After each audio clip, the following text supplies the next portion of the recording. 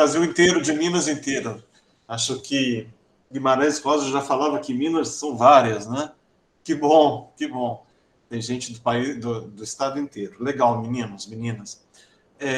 A ideia hoje, gente, eu vou até colocar os slides, eu preparei alguns slides para vocês, mas, nossa, Jequitinhonha, legal. Deixa eu abaixar ele aqui, tela inteira. Eu vou colocar uma tela inteira, eu não vou conseguir ver vocês, mas, enfim, tem um Sim. pessoal aí do... O professor Silvio, Oi, professor. me concede 2 minutinhos, Concedo, por favor? concedo, concedo. É, eu vou falar um pouco do professor Silvio, É, que o currículo lá. vai trabalhar aí com vocês a disciplina de Desenvolvimento e Mudança no Estado Brasileiro. Então, o nome completo é Silvio Reis de Almeida Magalhães. Ele é graduado em Ciências Econômicas e Administração, graduado em Direito, graduado em Ciências Contábeis, licenciado em História, licenciado em Pedagogia e também graduado em Gastronomia. Ele tem uma especialização, várias, né? Na área de Direito Administrativo, Historiografia Brasileira, Gestão e Negócios em Serviço de Alimentação, é mestre em Administração Pública pela FGV e atualmente está fazendo doutorado aí na Unigrane Rio. Então, esse é o professor Silvio Reis, que vai trabalhar com vocês essa disciplina. E, professor Silvio, muito obrigado. E a sala é toda sua. Tá bom. Gente, olha, esse meu currículo não quer dizer nada, tá? Eu sou literalmente um eterno aprendiz. Tem gente que tem vícios das mais variadas formas. Eu tenho um vício de aprender, de estudar. Eu gosto muito de estudar, de aprender, enfim. Acho que a única coisa que realmente a gente leva da vida é o nosso cérebro, né? Isso se você não tiver uma doença degenerativa. Mas tudo bem. Deixa eu compartilhar para vocês uns slides que eu peguei, preparei assim, bem.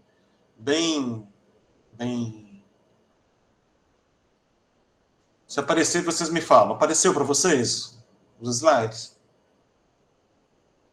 Sim ou não? Para Por mim, favor. ainda não. Não. Gente, está dando aqui que está compartilhando.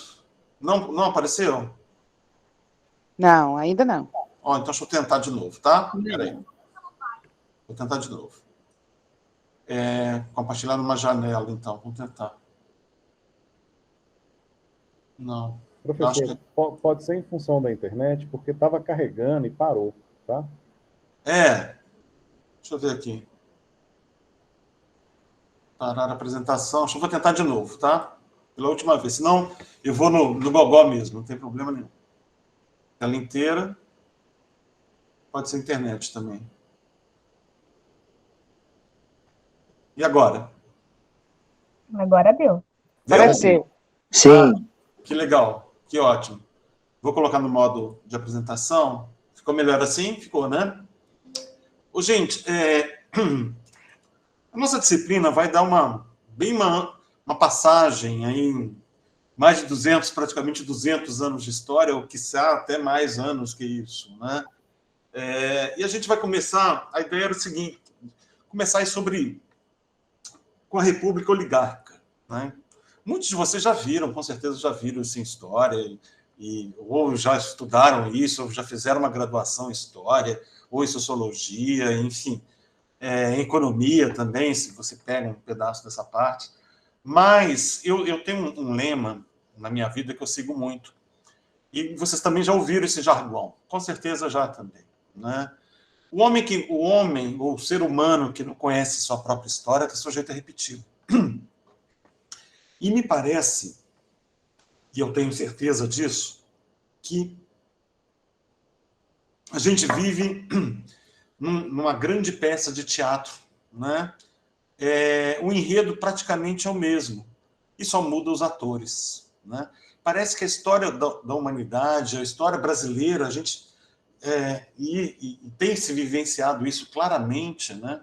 Acho que tem um ponto aí de reflexão para a gente também, para pensar, que a nossa história parece que é um grande loop, né? vai e volta, e só muda os atores. O enredo é o mesmo, né? Os atores que se modificam, os atores principais, os atores secundários, os figurantes, esses se alteram. Mas o enredo mesmo permanece o mesmo, né? Isso é um ponto para a nossa reflexão. Enfim, então a pessoa que não conhece a própria história está sujeita a repeti-la. E no Brasil, isso tem sido claro, né? Tem sido claro. A nossa matéria começa já depois do final do Império. Mas para a gente entender o que está acontecendo hoje, em pleno século XXI, a gente tem que voltar bem, né? Voltar bem. Para falar para vocês que a gente tem que voltar até na própria formação do Estado português. Mas seria demais, né? Seria demais a gente pensar na própria formação do Estado português, que foi formado aí por uma divisão entre árabes e judeus, né? Que vivem brigando até hoje, né? Para vocês terem uma ideia. Estou falando em linhas gerais, tá, gente? E a ideia do nosso curso aqui vai ser exatamente essa, né? Vamos passar, né? Eu peguei alguns pontos aí que eu acho interessantes para a gente conseguir entender o Brasil do século, o Estado do Brasil do século XXI. Né? Esse novo governo que começa aí, me parece que a posse vai ser dia 12 de janeiro, se não me falha a memória. Para a gente conseguir compreender esses próximos 4 anos, né? Os futuros 4 anos que temos aí pela frente, um novo governo. Ou um velho governo, ou um novo governo, não vamos entrar nesse mérito agora. Mas, por que se houve uma proclamação da República? Né? O que foi uma república oligárquica? Quais são as bases políticas que constituíram o período que se refere à Primeira República ou República Oligárquica? Né? E para melhor compreensão, é melhor a gente entender um pouquinho dessa imagem. Até coloquei lá uma atividade para vocês, depois vocês vão trabalhar essa imagem, né? Essa imagem parece que é uma cena de um filme, né? Você vê esses filmes aí da Primeira Guerra Mundial, Segunda Guerra Mundial, ou da Guerra da Sucessão Norte-Americana, é basicamente isso. Que você quase não vê pessoas, né? Você não vê pessoas na proclamação da República. A gente pode ficar nessa imagem aqui discutindo um semestre, só essa fotografia, né? Que foi essa República? Né? Por que surgiu a República? Eu acho que é interessante a gente não perder o fio da meada, né? Que nós tivemos um império que começou a decadência. Gente, se eu estiver falando rápido demais, me chame a atenção. Eu não estou vendo vocês, não, tá? Tivemos uma guerra do Paraguai, né? Que desfacelou o Brasil. Desfacelou, que até hoje o Paraguai sofre com essa guerra, né? Deixou sequelas que ainda não foram apagadas, né? Sequelas culturais, sequelas antropológicas, enfim. E até a própria Guerra do Paraguai, nós da academia, nós estudantes de pós-graduação, ainda é muito mal contada, né? A própria Guerra do Paraguai. A escravidão, né? A escravidão mais Guerra do Paraguai, será que deu igual à proclamação da República? Muitos autores dizem que sim, né? Muitos autores, ou Guerra do Paraguai, mais Forças Armadas, mais proclamação da República, Forças Armadas, mais escravatura, mais Guerra do Paraguai, é igual à proclamação da República. Será que aqui que entrou essa questão toda dos militares se envolverem em política, a política se envolverem com os militares ao longo do século XX? A gente vai ver ao longo do nosso curso isso. Será que tem resquícios? Logicamente que tem, né? Esse fio da meada está envolvido aí nessa questão da proclamação da República. E aí são várias questões. Será que o povo, o Brasil de uma maneira geral, ou foi só lá na cidade-estado do Rio de Janeiro que houve a proclamação da República? Também é uma história muito mal contada, né? Por que o Império caiu? Dom Pedro II, vocês sabem muito bem disso, era um inovador, era um empreendedor nato, né? Feriu os interesses aí da classe cafeeira, né? E aí a classe cafeeira, a oligarquia, se junta aos militares e proclama a República. Esse é um discurso bem oficial, mas estou para falar para vocês que essa história ainda não foi muito bem contada para nós brasileiros, tá? Isso ainda tem muita coisa que a gente não... mas muito mesmo. O historiador Boris Fausto é um dos críticos com relação a isso. Enfim, a gente precisa, mais ou menos, recontar um pouquinho essa história, tá? Eu coloquei algumas pinceladas, tá? Não dá para eu entrar em detalhes, né? Em detalhes, pequenos detalhes, até essas transparências, esses slides aqui, eles estão bem mais completos com exemplos no material que está para vocês na sala virtual, tá bom? Muito mais que uma simples troca de chefes de Estado, a saída de um marechal e a entrada de um cafeicultor representavam uma mudança no equilíbrio de forças do país. Com ela, o poder saiu das forças políticas das Forças Armadas e retornou às oligarquias do Sudeste. Onde que eu quero chegar com essa lâmina?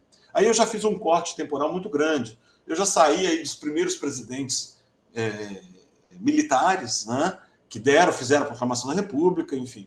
O Fonseca, depois veio Floriano Peixoto, e eu já entro aí já na questão das oligarquias do Sudeste, né? Vamos ter aí a questão desses 3 estados que vão ser, e por incrível que pareça, né, 3 estados que vão ser o divisor de águas, né? Parece que eu estou falando do século XXI, né? Mais ou menos, São Paulo, Minas, principalmente Minas Gerais, né? Sendo aí o poder decisório da formação do Estado no século XXI.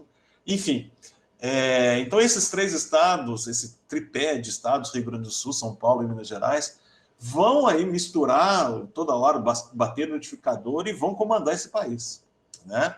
É o que eu escrevi: os representantes políticos da classe dominante das principais províncias defendiam a ideia da república federativa, que asseguraria um grau considerável de autonomia às unidades regionais. Na verdade, em todo o país, esses 3 estados, abre aspas, nação, fecha aspas, vão dominar a questão do Estado no Brasil, praticamente, estou para falar para vocês aí, basicamente, o século inteiro. Praticamente. Né? Praticamente. Agora, no século XXI, tivemos essa mudança aí, o peso do voto no Nordeste, né? A formação do o Nordeste montando aí uma trajetória muito interessante, né? Muito interessante. Continuando, tá, gente? Eu coloquei esse mapa, né, que é um mapa antigo aí do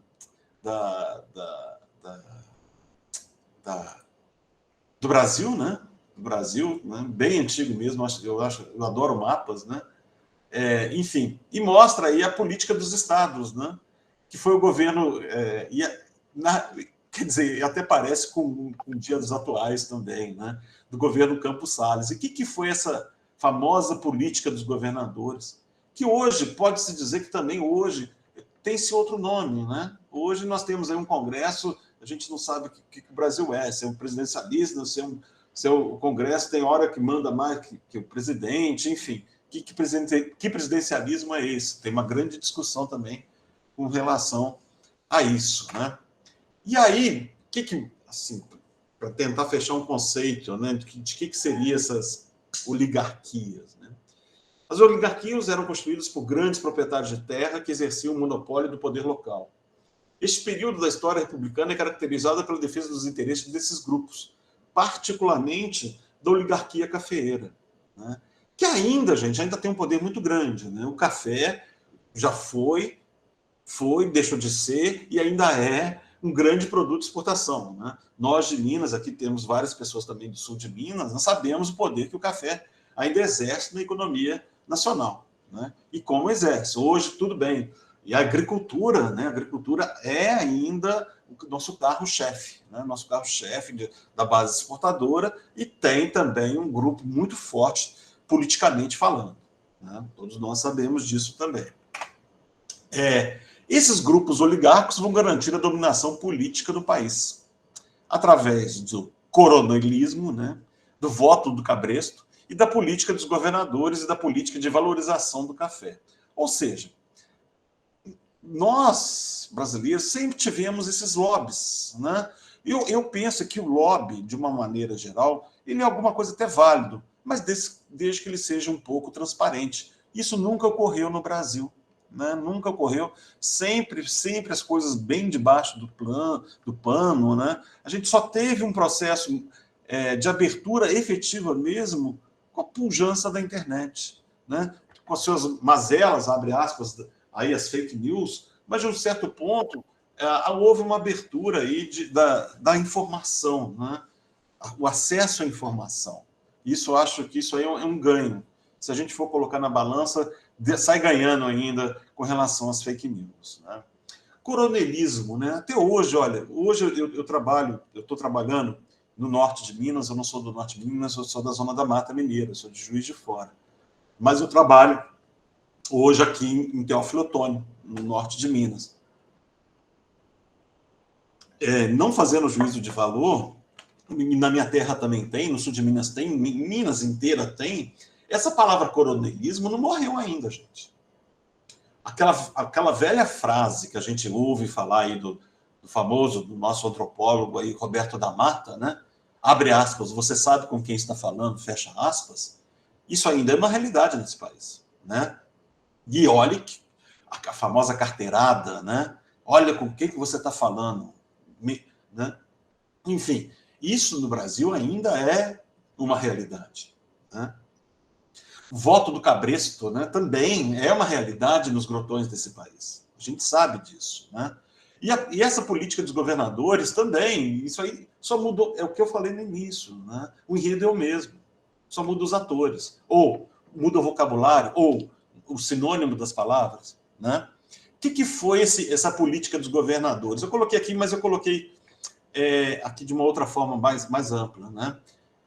Durante o governo do presidente Campos Salles, efetivou que se marcou fundamentalmente a Primeira República, a chamada política dos governadores, que se baseava nos acordos e alianças entre o presidente da República e os governadores de Estado, que foram denominados presidentes do Estado. Estes sempre apoiariam os candidatos fiéis ao governo federal. Em troca do governo federal, nunca interferiria nas eleições locais estaduais, né? Olha, é um pacto aí de governabilidade, né? Que sempre foi um problema estrutural no Brasil, né? Em todos, sempre teve esse problema estrutural de você ser presidente, você não ter uma maioria no Congresso, você ter exatamente o que está acontecendo exatamente no dia de hoje, no dia da nossa primeira aula. Hoje teve uma notícia, né, que o presidente da Câmara vai ser reeleito. E é um presidente que pelo menos a esquerda falava que não serviria para ser presidente, mas sem ele ser presidente, não tem governabilidade. Enfim, então, abre aspas, você fica refém de um Congresso, né? E essa sempre foi, assim, na minha humilde opinião, uma das mazelas do Brasil, né? Essa nossa democracia, poxa, todo mundo fica falando, passa tempo, poxa, e ficam ameaças à democracia, né? Isso é muito triste para nós, enquanto estudiosos ou enquanto até brasileiros que somos, né? Vamos lá. Se eu estiver falando rápido demais, eu empolgo, aí eu vou, né? Peguei algumas estatísticas também. E olha, estou para falar para vocês que nós estamos falando aí no final do século XIX, né? A gente já está no século XXI. E muito dessas informações que estão aí, desses números que estão aí, ainda são expressivos no Brasil, né? Infelizmente. No final do século XIX, existia uma grande massa de analfabetos num país essencialmente agrícola. 80% da população livre era analfabeta. 17% da população entre 6 e 15 anos frequentava escolas. Muito pouco. Cerca de 22 mil alunos estavam matriculados em colégios secundários. 80% das pessoas se dedicavam às atividades agrícolas, 13% aos serviços e 7% à indústria. Se a gente for sair um pouquinho de Minas Gerais, gente, e ir subindo, né, ou ir para dentro, a massa, o Brasil são vários Brasis, né? Se Minas são vários, o Brasil também são vários. E ainda existe, eu brincava muito quando...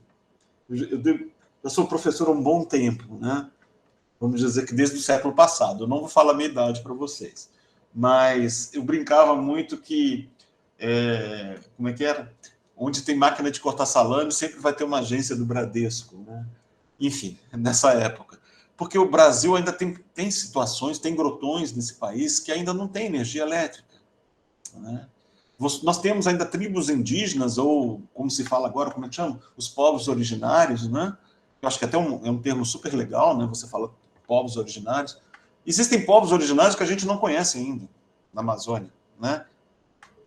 Enfim, e nós estamos no século XXI. Hoje eu estava discutindo onde eu trabalho, né? Poxa, não, olha, eu sou gestor de uma instituição de ensino profissional. Enfim, a gente estava discutindo essa questão de capacitação de aluno, pegar alunos, né? Trazer alunos. E, não, poxa, vamos trabalhar com internet 5.0. Eu falei, gente, que país é esse? A gente não tem como trabalhar com internet 5.0, onde tem mais de 20 milhões de pessoas que passam fome, que nunca viram um livro na frente, né? Que não tem um acesso ao celular, mas não tem uma internet que aguente uma transmissão de um curso EAD como a gente está tendo agora. Na verdade, eu e vocês, nós aqui, que já somos praticamente, não dá para eu ver aqui, mas acho que nós já somos 50 pessoas aqui, somos uns privilegiados, né?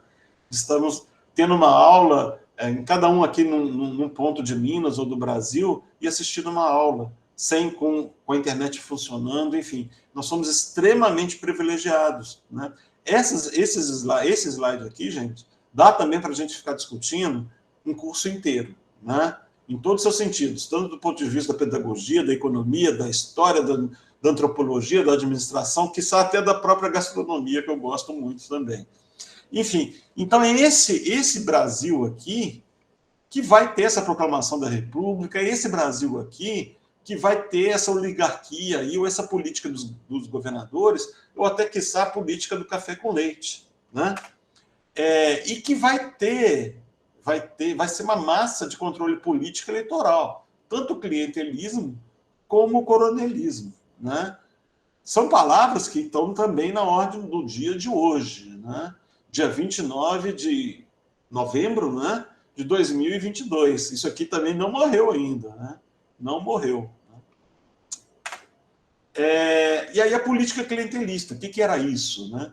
Fundamento do pacto oligarca envolvendo o presidente da República, governadores estaduais, deputados, senadores e outros cargos públicos. E a troca de favores entre eles, né? O coronel manda no município, nomeia e arranja empregos para seus aliados. O governador não sofre oposição na Assembleia, assim como o presidente, que tem todas suas iniciativas aprovadas pelo Congresso Nacional. Enfim, pacto da governabilidade também, né? E haja corrupção, haja tudo, né? Haja nomes famosos de ruas, né, que a gente passa aí, em todo o Brasil tem Avenida XYZ, Rua XYZ, enfim, o sobrenome das famílias, né? Enfim, ainda tem essa questão do você sabe com quem está falando, né? E aí a política do café com leite, que é a nossa mais famosa, que todo mundo já sempre cai em vestibular, enfim.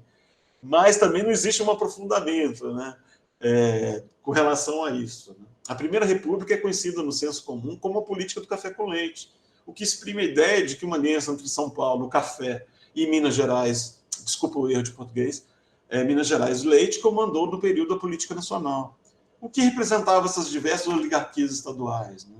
Em São Paulo, a elite política estava mais próxima dos interesses da economia cafeeira, né?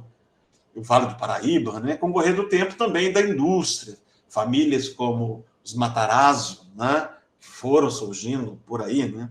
A oligarquia paulista soube organizar o Estado de São Paulo, tendo em vista os interesses da classe dominante, e com certeza, né? Com certeza. E aí entramos também em mais um cenário, né? A oligarquia gaúcha, né? Eu não sei se temos alunos aqui do sul do país, mas o gaúcho, né, tem toda uma cultura. No meu mestrado eu estudei muito o Mercosul, né?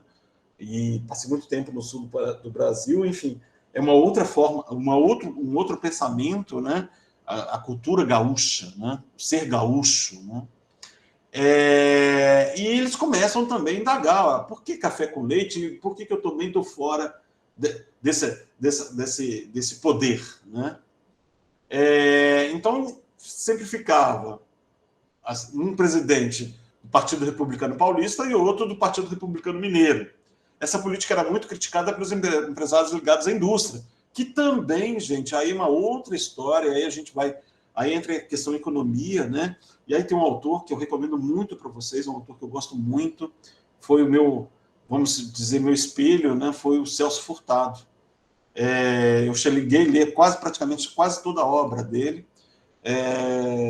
Enfim, tem livros clássicos que ele vai entender, ele vai começar a analisar um livro clássico dele que chama Formação Econômica do Brasil.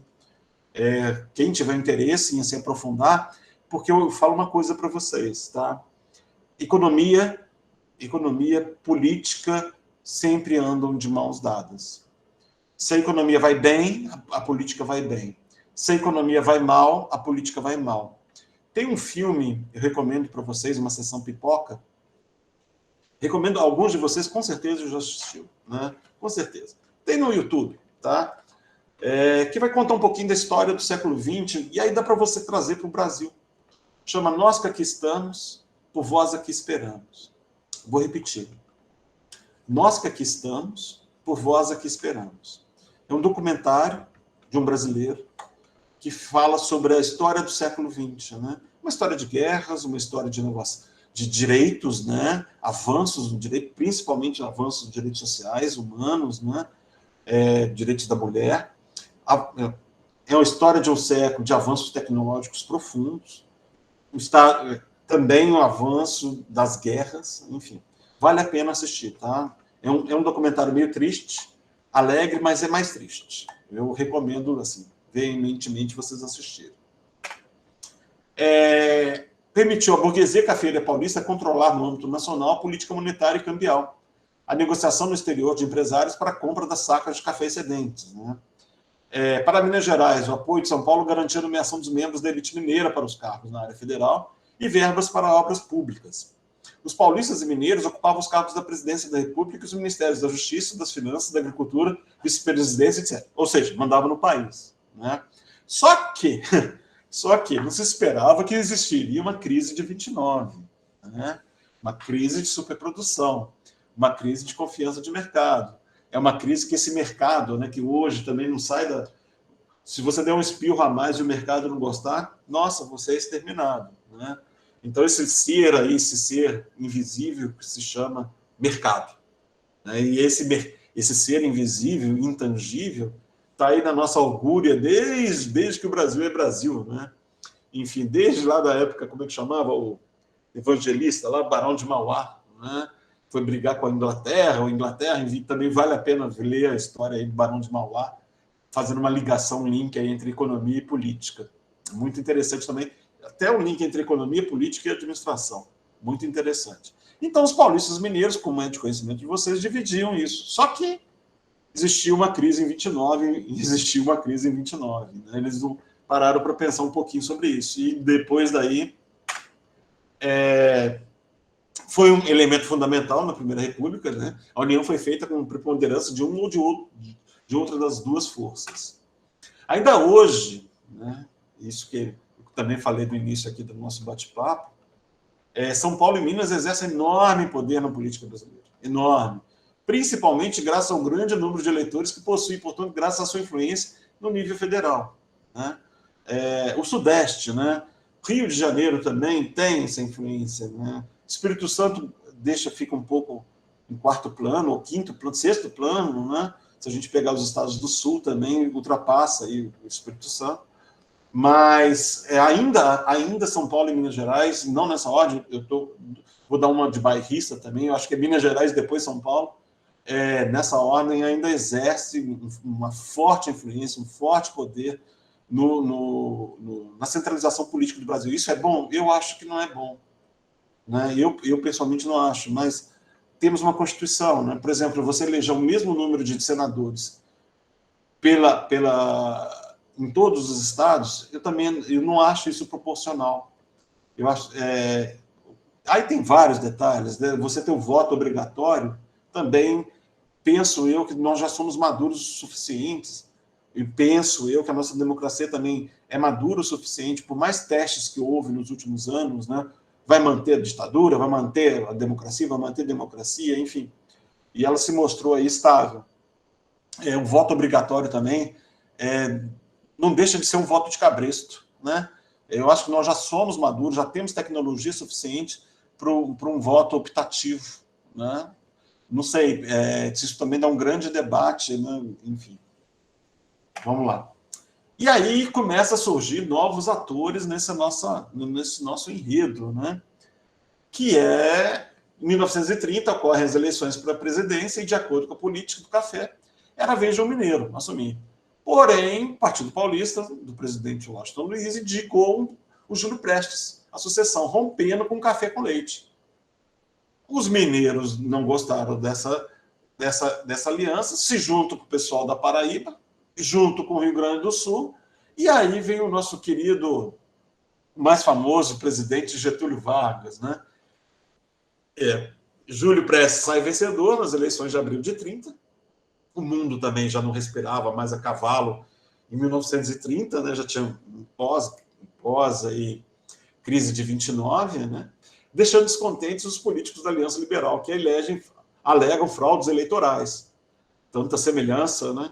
Liderados por Getúlio Vargas, políticos da Aliança Liberal e militares descontentes provocam a Revolução de 30. É o fim da República Velha e o início da Era Vargas. Onde que eu quero chegar com isso também, gente? Não dá também, muitas das vezes, a gente associa fatos que acontecem hoje, ou fatos que aconteceram nessa época, né? A gente sempre tem que ver que mundo que era em 1930, que mundo que era, não era só o Brasil, né? O que estava acontecendo no mundo nessa época? Por isso que eu recomendo vocês assistirem esse documentário, que acho que talvez que a gente pensa que o conhecimento são gavetas, né? Que o mundo são gavetas. A gente abre a gaveta do armário e tira esse conhecimento. Não é. Na verdade, você tem que pegar a gaveta e jogar para cima, né? Porque o conhecimento, as coisas são muito mais interligadas. Parece que nós vivemos no mundo matrixiano, do filme Matrix, ou Matrix, que creio que vocês já devam ter assistido. As coisas são extremamente interligadas. Muitas das vezes, 2 mais 2 não é igual a 4. 2 mais 2 é 5. Né? É a questão dos paradigmas. Eu creio que vocês também saibam que é um conceito de paradigma, né? Um modelo pré-estabelecido lá de Thomas Kuhn, estrutura das revoluções científicas, enfim. E as coisas são interligadas, né? São interligadas. E para você entender o mundo atual e até esse mundo que a gente vai debater ao longo aí dos nossos 4 encontros, eu sempre busco integrar Brasil e mundo e Brasil, pensar local, agir global, pensar local, essa coisa toda, bater no liquidificador, peneirar e tomar, né? Tem situações que a gente vai ver o governo Vargas no nosso próximo encontro, que até hoje são mal esclarecidas, o governo Vargas, né? O primeiro governo Vargas, o segundo governo Vargas, enfim, Estado Novo, Estado Velho, mas esse primeiro período aí da nossa jovem república, né? Foi um período de muitas turbulências, né? Muitos presidentes em muito pouco tempo, muita gente querendo poder para um país pobre, né? O Banco do Brasil, até 1930, já tinha quebrado umas 3 vezes, né? O poder no mundo já estava se alterando, a cidade já não cheirava tanto mais a cavalo, Ford já tinha lançado o seu Ford T, né? A Daimler também já tinha lançado seu carro lá na Alemanha, né? A própria Fiat já estava começando, e nós aqui ainda brigando de café com leite, brigando com café com leite e café, né? Então o mundo já estava o próprio surgimento do Estado alemão, né? Se a gente for, também recomendo um outro livro para vocês, chama Os Alemães, né? Para a gente entender o que foi o movimento, o que foi o Estado alemão mesmo, né? De onde surgiu tantos intelectuais, de onde surgiu até o nosso querido Max Weber, né? A gente fala aí de administração pública. Para a gente entender esse contexto no qual o Brasil vai se inserir depois, né? Na verdade, a gente sempre, é uma crítica que eu faço também no Brasil, a nós brasileiros também, a gente sempre está atrás. A gente perde sempre o fio da meada, né? Nesse filme que eu recomendei, Nós que Aqui Estamos, Por Vós Aqui Esperamos, tem uma cena lá do Chaplin andando não estou fazendo spoiler do filme, numa máquina uma locomotiva, né? E ele fala a seguinte frase, né? parece que no Brasil há alguém feliz. Sim, nós somos um povo feliz, né? Pelo menos se passa essa ideia de uma felicidade, né? Abre aspas, fecha aspas. Mas a nossa criatividade, ou até nosso espontaneísmo, a nossa alegria, muitas vezes se contrasta com a nossa miséria, né? Com esse estado nosso, que muitas das vezes, até hoje, se deixa-se a desejar para suprir as deficiências de uma camada da população muito grande, que é um absurdo hoje o Brasil ter mais de 20 milhões de pessoas passando fome. E nós, de Minas Gerais, que é um estado tão rico, ninguém me falou isso, vocês também já devem ter visto, eu vi mães dando cachaça para as crianças, no Vale de Jequitinhonha, aqui no Vale também onde eu estou, Mucuri, dando cachaça para as crianças dormirem, para não pararem de chorar, porque não tem o que comer. Então é muito triste isso no século XXI. Que estado é esse? Né? Não quero falar que país é esse, né? Que estado é esse? Onde estão as políticas públicas? Né? Que políticas públicas? É um estado mínimo? Tem que ser um estado mínimo ou tem que ser um estado inchado? Tem que ser um estado que tem estatal ou que não tem estatal? Tem que ser um estado liberal ou um estado intervencionista?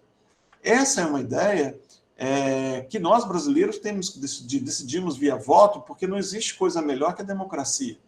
Né? Ainda não se inventaram. Enfim, então essa evolução do Brasil está demorando, infelizmente. Tem hora que a gente dá 50 paz, aí imitando Juscelino Kubitschek, né? 50 para frente, 10 para trás, tem hora que, enfim, não estou fazendo juízo de valor, estou falando aqui enquanto pseudo-intelectual, pseudo-estudioso que sou.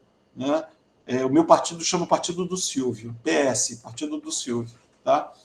Não sou filiado a partido nenhum, enfim, eu tento me manter independente. Eu sou filiado ao planeta Terra, né? Ao planeta Terra. Eu morei muito tempo fora desse país, morei na Itália bastante tempo, e tem um ditado na Itália que se fala assim, piano, piano, va lontano. Devagar, devagar, você vai longe. Repetindo, piano, piano, va lontano. Né? Então, eu sempre estou num processo de aprendizagem. Só que o Brasil tem hora que, em vez de passar a marcha 4, dá ré. E aí esses grotões, esses vários Brasis, não conseguem chegar ao mesmo tempo. Né? Hoje nós temos um Brasil no século 22, trabalhando ao mesmo tempo com o Brasil do século XIX, do século XX e do século XXI. São 4 séculos totalmente antagônicos. Né? E essa é uma realidade que existe. Né? Eu trabalho para o MEC há bastante tempo, eu sou avaliador do MEC, então eu já viajei para esse país todo. Tá? Viajo muito, assim, e para mim é um prazer, né? Um prazer conhecer pessoas e conhecer realidades distintas. Então, é muito complicado, gente. É muito complicado mesmo, tá? Eu estou falando que eu não tenho marcador de relógio aqui comigo, então nem sei se eu estou falando rápido demais, lento demais, enfim. Vamos lá. E aí, esse aqui é um grande questionamento. Né? É um grande questionamento. As práticas políticas clientelistas foram muito presentes na estrutura do poder durante a República Oligárquica. E essas práticas ainda persistem hoje. De que forma? E como combatê-las? Né? Quem tiver essa resposta ganha o prêmio Nobel. Tá? De como você acabar com isso. Né? Parece que é um vírus que já nos mordeu, ou mordeu lá Brasília, mordeu o Congresso Nacional, e que é difícil. É difícil. Como é que você governa, gente? Como? Como? É muito difícil. Sem essas políticas clientelistas, né?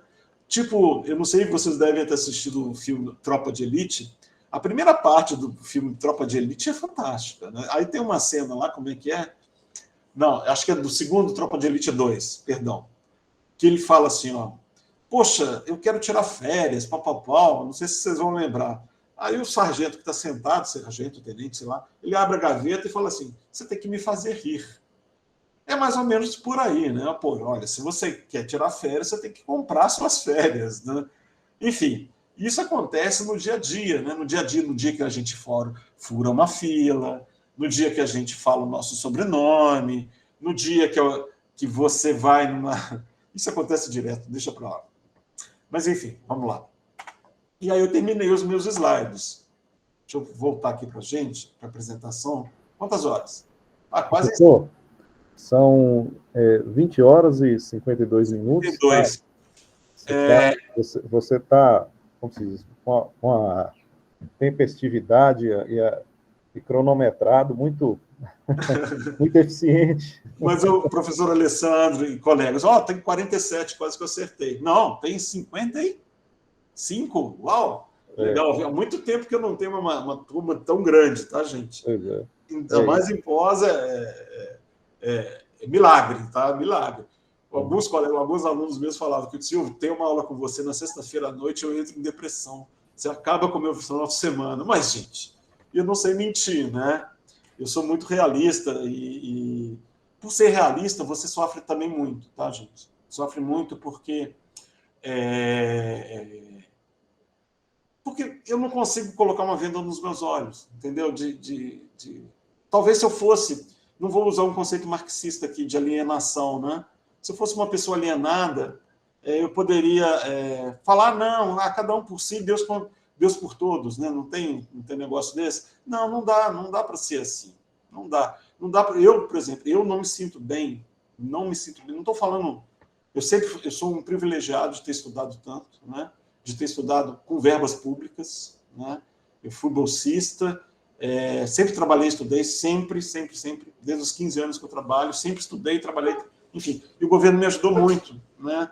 Tanto na minha primeira graduação, na especialização, no mestrado, no doutorado, né? Também.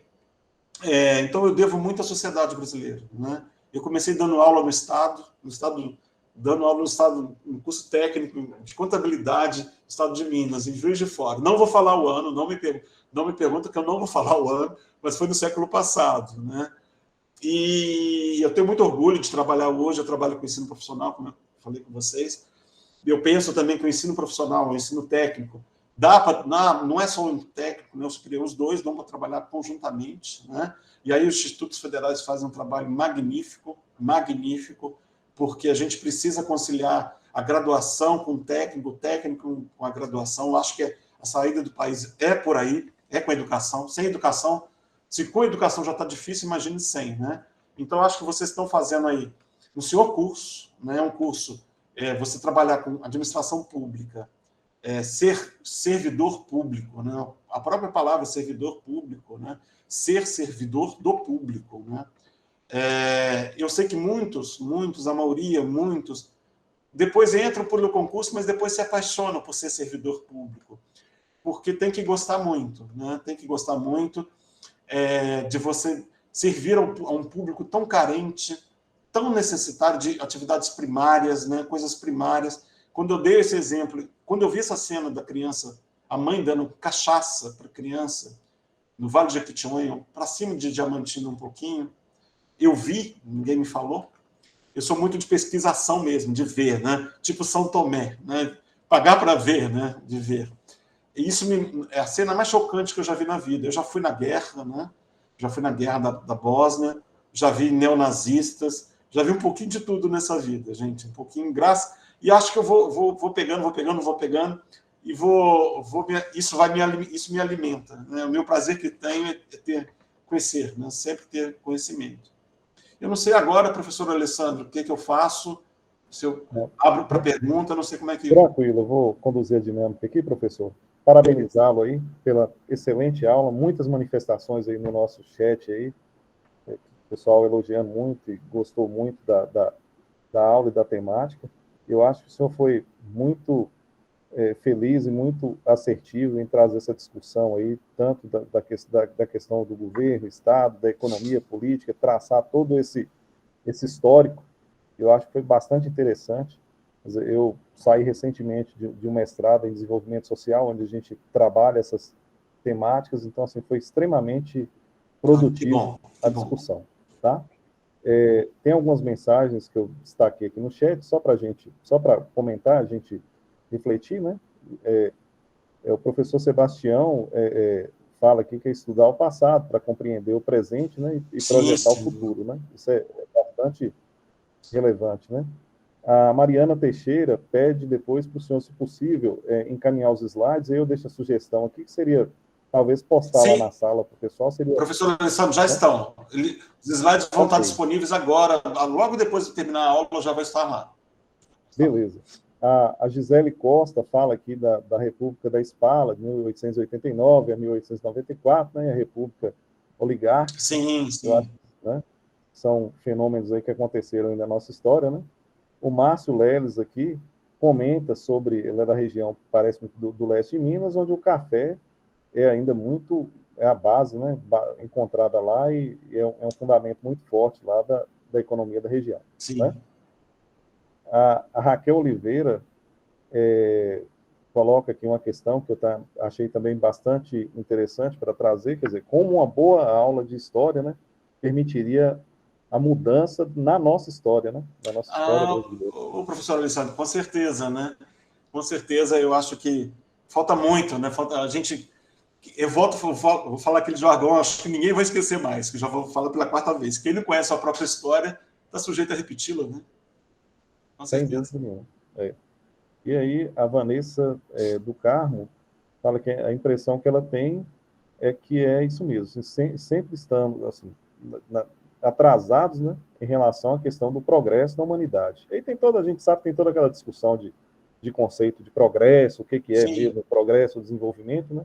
Mas a gente fica sempre com essa impressão que a gente está realmente atrasado aí nesse curso histórico aí, né? sim, sim. Parece que o trem está indo de quinta marcha, a gente está de terceira, né? Mas, gente, olha, assim, eu penso o seguinte, agora falando, essa aqui é a vantagem de você trabalhar de ter um conhecimento de outras áreas, né? A natureza talvez esteja ajudando o Brasil, né? De uma certa forma, principalmente as camadas mais pobres. Se a gente for pensar economicamente falando, tá, gente? Rapidamente, eu sei que meu horário já tá na estratosfera, mas eu me empolgo, aí não tem jeito, eu me empolgo. Por exemplo, uma coisa que está criando renda no Nordeste, e as pessoas ainda não pararam para pensar, e está criando bastante renda, né? Energia eólica, né? O sertão vai virar mar, o mar vai virar sertão. Fenômenos naturais estão ocorrendo. Por exemplo, eu estou na minha região aqui, em Teófilo Otoni, nunca se choveu tanto. Nunca se choveu tanto na região. Aqui o sertão está virando mar. Apesar que está um calor, ainda é muito quente. Mas, enfim, fenômenos naturais talvez ajudem o Brasil. Eu acho que a questão ecológica, na economia, tem outros conceitos econômicos também super legais. Eu recomendo a vocês, tem um jornalista que eu gosto muito de paixão, que é o André Trigueiro, um jornalista muito comprometido com essa questão ambiental, que é a ordem do dia, principalmente para os mais novos que estão aqui na sala, as novas gerações, é a ordem do dia. Por exemplo, economia circular. O que é economia circular, né? É a economia que você reaproveita tudo. Reaproveita tudo. Para que eu preciso ter 50 pares de calçados? Para que eu preciso ter 5 calças? Para quê? Né? Você está sendo um egoísta tendo isso. Né? Tem pessoas, enfim, são conceitos novos, são paradigmas novos que a gente precisa rever o nosso conceito de consumo. Né? Se a gente conseguir rever isso, o Brasil ainda tem uma chancinha lá no turismo, uma chancinha aí na nossa economia local. Por que vocês acham que eu estudei gastronomia em Minas? Porque é a única forma dos municípios mineiros, um estado que tem uma quantidade enorme de municípios, que depende exclusivamente de Belo Horizonte para sobreviver, só através da economia local, ou seja, gastronomia. Quem é que não gosta aqui de uma broa de fubá? Quem é que não gosta aqui de um doce de leite com queijo? São culturas que a gente está perdendo ao longo do nosso tempo, entendeu? Que podem ser fontes de renda e evitar que as pessoas saiam para os grandes centros, onde só tem violência, onde só tem desemprego, onde tem desemprego estrutural, enfim. Se você cria no ambiente onde você vive, pensar local e agir global, pensar local, você gera renda, gera felicidade, e você fala um X. Quando você fala um X, você fala rindo. E aí você é feliz. Né? Vou ficar quieto agora, professor Alessandro. Vou ficar quieto. A sala é sua, fica à vontade. Eu vou só condensando aqui. Bom, tem alguns comentários aqui, né, a questão do Vale de Jequitinhonha, quer dizer, que o governador Valadares, onde as pessoas se deslocam para ir para outras regiões, né, mudam muito, isso cria uma dificuldade para os filhos, né, e aí casa muito com o que você falou, essa questão da sociedade do consumo, talvez alguma coisa ali relacionada com o bem viver, né, que a gente não precisava consumir muito, quer dizer, tem a Alberta Costa que fala muito sobre isso aí, né, então vem tudo isso no bojo, né. E também, mais um comentário aqui do Márcio Leves, em relação à questão, ele fala, o senhor citou alguns autores, ele fala da questão do Gessé Souza, né? Sim, Gessé Souza, sim, professor, isso. Então, o Gessé até da UFJF, né? Foi da UFJF. Basicamente, é isso. Mas, assim, foi muito bom, foi uma reflexão bastante profunda e interessante sobre o governo, sobre o Estado, sobre essa formação, sobre a economia e política, né, que está tudo arraigado aí, como se diz, interligado, né? Não tem como dissociar. Quer dizer, é tudo muito junto e misturado, vamos dizer. Junto e misturado, é verdade. Né? Verdade. Então, e assim, ao longo do tempo também tem um outro aluno aqui que comentou sobre a questão do estado do bem-estar social, quer dizer, em todas essas questões que já, ao longo do tempo, vai se tentando criar alternativas para que a sociedade se desenvolva, vamos dizer assim, né? Quer dizer, várias teorias econômicas aí que vão surgindo, mas é isso, foi muito bom, e aí fico, como se diz, agradecer em nome do Instituto Federal do Norte de Minas. Professor, olha, para mim, eu gosto muito de mover o universo, né? São momentos mágicos. Então, se eu tivesse que preparar, gente, tudo que eu falei aqui não ia dar certo, tá? Eu sou muito eu me solto, eu me entrego. Para mim, é uma catarse dar uma aula, né? Então, para mim, isso aqui é um momento mágico de poder estar ajudando. Tem um outro ditado em italiano também que eu morei lá há muito tempo, né? Piano piano va lontano. Devagar, devagar a gente vai longe. Então a gente está sempre em processo. Então, se eu puder mover o mundo, e aí existem alguns teóricos da sociologia, não está me fugindo o nome aqui, são acho que é Bourdieu. Bourdieu falou das micro-relações. Eu acho que é ele, tá, gente? Então, se você consegue melhorar o seu vizinho, ajudar o seu vizinho, depois você ajuda mais um vizinho, então, de um vizinho passa para uma rua, de uma rua passa para um bairro, de um bairro passa para uma cidade, da cidade passa para um estado, de um estado passa para um país, né? Através das micro-relações, a gente pode mudar o mundo, né? Então, vamos que vamos. Aí, professor, obrigado. Bom, nós temos aí 6 minutinhos, o microfone está aberto aí, a palavra está franqueada aí a vocês, tá? Aos alunos, se alguém quiser se manifestar, fiquem à vontade aí. Já desejo uma boa noite a todos, tá? Mas fiquem à vontade aí. Vamos lá, pessoal. Obrigado, gente. Obrigado. Tem que fazer as coisas com brilho nos olhos mesmo. Não tem jeito. Nossa, ninguém quer falar nada, eu sou igual o Tim Maia, viu? Tem que ter retorno. Obrigado, Mariana. Obrigado pela sua presença. Professor Silvio, boa noite. Professor Sebastião, pois não. Professor, eu sou vice-diretor de uma escola estadual e em toda a nossa fala aqui, parabéns, viu? Como Obrigado. Você mostra para nós a história aí, contextualizando e mostrando essa paixão, né? Mas sem tirar os pés do chão.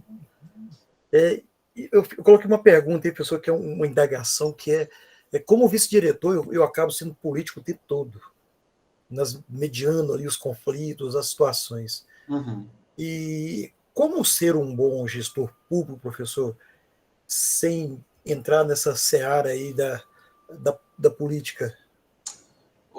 Professor Sebastião, é um desafio, né? É um desafio porque a autonomia hoje de um gestor público, pegando o seu caso, a autonomia de uma gestão de uma escola pública, é muito difícil, né? Talvez você tenha que criar novas ferramentas, ou seja, através da comunidade, né? criar novas fontes de renda, mas a dependência total é muito grande, né? A dependência total é até um pleonasmo, a dependência total, né? Mas e não tem como você ficar um gestor público hoje e se cobra, e a sociedade está certa, né? Se antes, nesse estado que a gente viu aí, Olincar, qualidade se deixava de lado, né? Hoje o cidadão lhe cobra, né? Cobra, a mãe de um aluno cobra, a comunidade cobra, a sociedade cobra, e muitas vezes o gestor público ele fica limitado, porque ainda temos um estado do século XIX com uma sociedade do século XXI, né? Uma sociedade, por exemplo,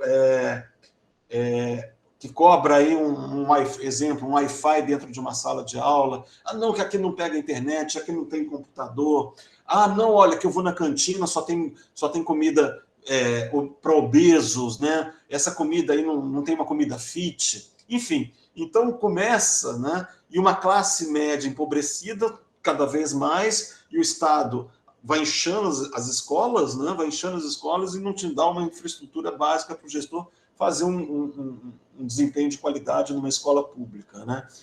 Pegando a escola pública, você pode direcionar isso para todo o Estado, né? Para toda a administração pública. É difícil, professor Sebastião. Hoje é um desafio, né? É um desafio. Você tem que, literalmente, assobiar e chupar cana ao mesmo tempo, né? Você tem que atender toda uma exigência, volto a falar, de uma exigência da sociedade de um século XXI, misturado com o século XX e XIX, e um Estado ineficiente ainda, né? Ineficiente, que ainda você não consegue ter uma visão de médio e longo prazo numa escola. Você tem que matar um leão por dia, né? Isso é muito triste. A gente está pagando o preço agora na realidade da educação. Se a gente pegar os índices aí, né? Tem um estado, o estado, me parece, do Ceará, ele se sobressai nos testes internacionais, mas o resto do país ainda não está muito longe, né? É um desafio muito grande. Não sei se eu cheguei a te responder, professor Sebastião. Isso aí dá também um curso aí de 2 anos, no mínimo. Perfeito, professor, obrigado. Eu acho que durante o curso a gente vai conversar muito sobre isso. Isso, a gente vai trocando fichinha, com certeza. Bom, chegamos aqui ao final de mais esse momento aí. Muito obrigado, professor, por ter nos proporcionado aí esse momento, tá? Desejar uma boa noite a todos vocês, um bom descanso. Agradecer por estarem conosco aqui até as 9h10 aqui da noite, tá? E é isso. Vamos seguindo junto aí. Ô, Alessandro, só um instante, por favor. Ok. Na primeira aula, nós solicitamos os alunos a abrirem as câmeras para a gente tirar um print. Aí eu convido todos agora para liberarem aí as imagens, para a gente conhecer um pouco de cada um também e familiarizando com a fisionomia de vocês.